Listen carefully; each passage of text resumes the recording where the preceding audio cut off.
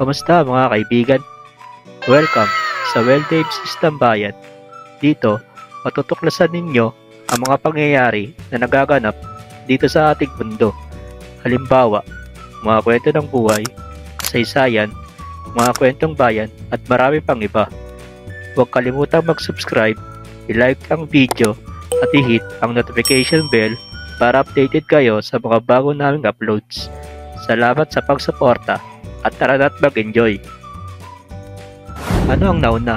Ang itlog o ang manok ay isang palaisipan na maaaring sagutin sa iba't ibang paraan depende sa pananaw, agham, relihiyon o filosofiya.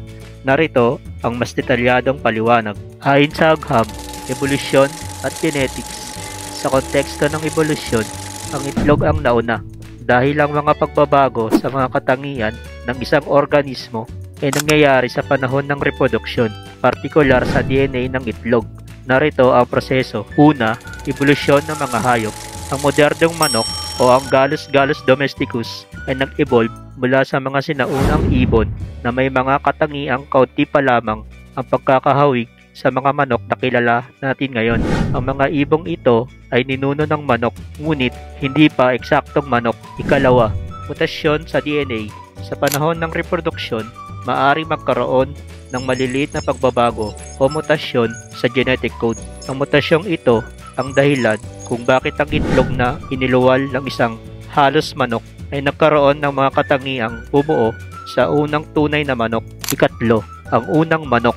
Ang itlog na ito na naglalaman ng genetic mutation ay napisa at lumabas ang unang manok na masasabi nating tunay na manok. Ayon naman sa relihiyon o filosofiya, kung titingnan sa relihiyosong pananaw, maraming paniniwala na ang Diyos o isang mataas na nilalang ang lumikha ng lahat ng bagay.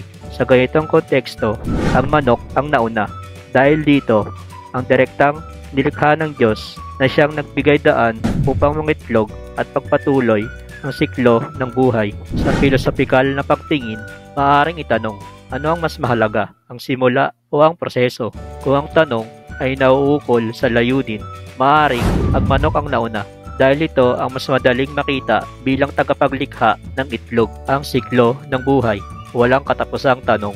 Ang tanong ay nananatiling palaisipan dahil ito'y naglalarawan ng isang siklo. Ang itlog ay nagiging manok at ang manok ay nangingitlog. Walang malinaw na simula dahil ang dalawang ito ay magkakaugnay at hindi maaaring paghiwalayin sa kalikasan. Ang pangwakas na pagninilay. Kung pagbabatayan ng agham, malinaw na ang itlog ang nauna. Ngunit kung susuriin ang mas malalim na tanong ng kahulugan, layunin at simula ng buhay, maaaring mag-iba-iba ang sagot batay sa paniniwala o pananaw.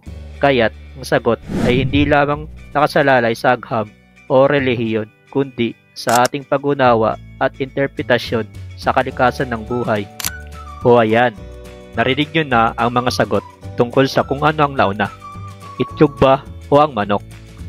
I-comment nyo sa baba kung ano ang masasabi nyo tungkol dito. Hanggang sa muli, paalam!